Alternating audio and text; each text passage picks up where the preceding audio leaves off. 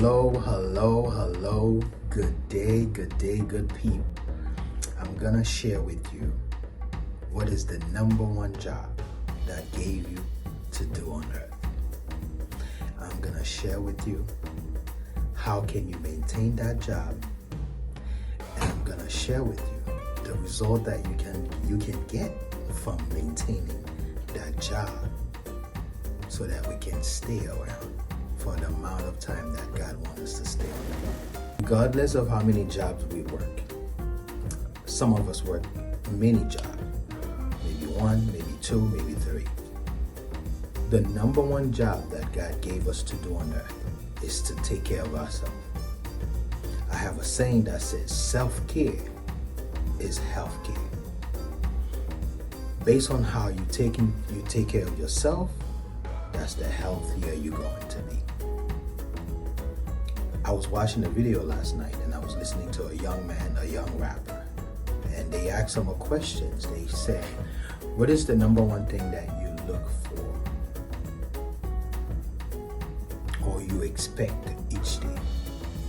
And he responded, he says that the number one thing he looked for is to be able to see another day, to see his daughter,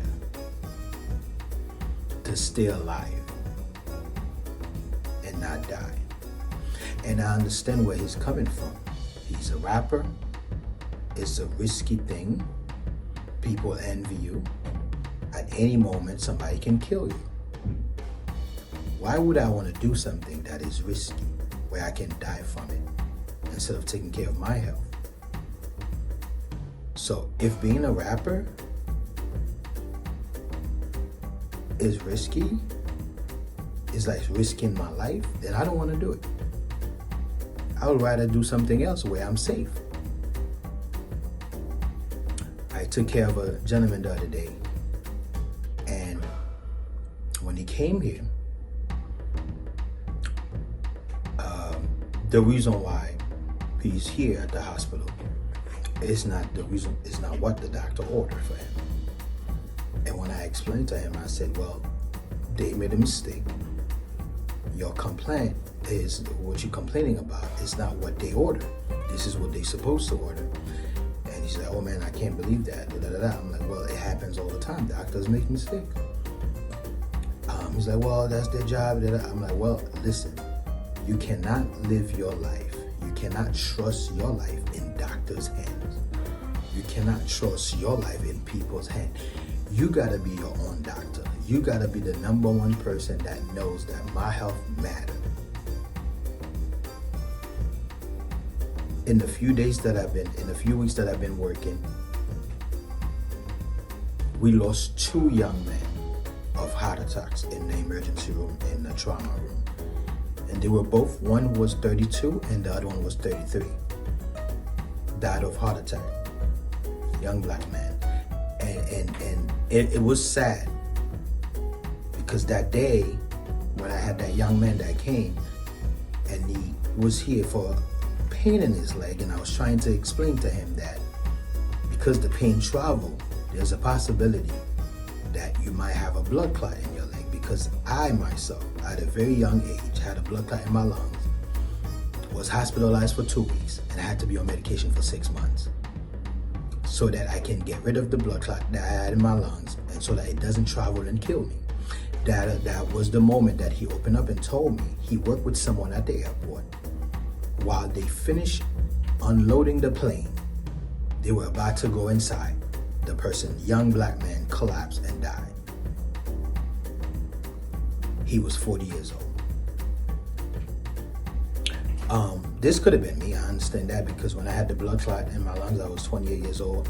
It could have traveled from my leg and go to my lungs, and from the lungs, if I didn't caught it, if I didn't pay attention to my health, if I didn't pay attention to myself, I could have just dropped and died.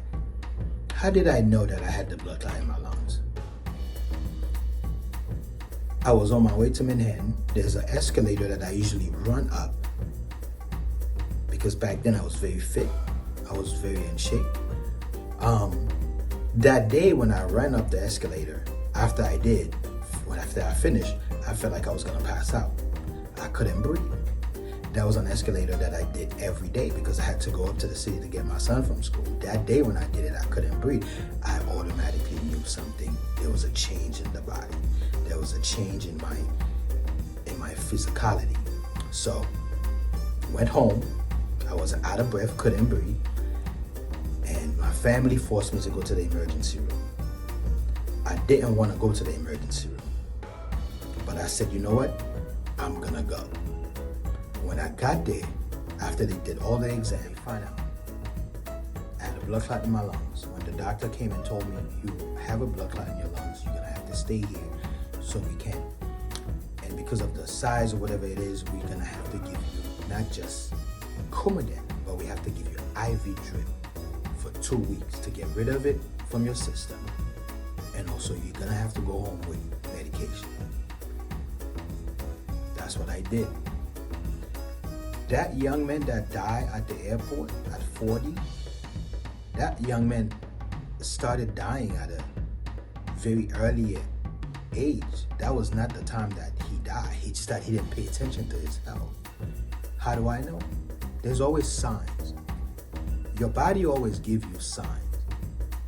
And a lot of us, especially us black men, we don't pay attention to the signs because we're so busy with life. We're so busy with the world. We're so busy with the work. We're so busy with social media. We're so busy paying attention to other people and not pay attention to our health. The number one job you have on earth is to take care of yourself. The number one job you have on earth is to pay attention to your health. If I have cholesterol, I can't be eating Popeyes. You know what I'm saying? If my pressure is high, I cannot be eating McDonald's. And then now, after we do that, we don't pay attention to our cholesterol, we don't pay attention to our health, we end up with high blood pressure. And then now the heart is getting big, we have AFib, we're retaining fluid at a very young age. The majority of the people that I've seen with open heart surgery in the city where I work at are people in the 30s. And it's always in the black community, in the minority community. We have to do better. We have to pay attention to our health. Remember, your number one job on earth is to take care of yourself. Do not fall in love with taking care of other people. I'm a healthcare worker. I love taking care of people. But one thing that I do is I make sure I'm in the best shape of my life.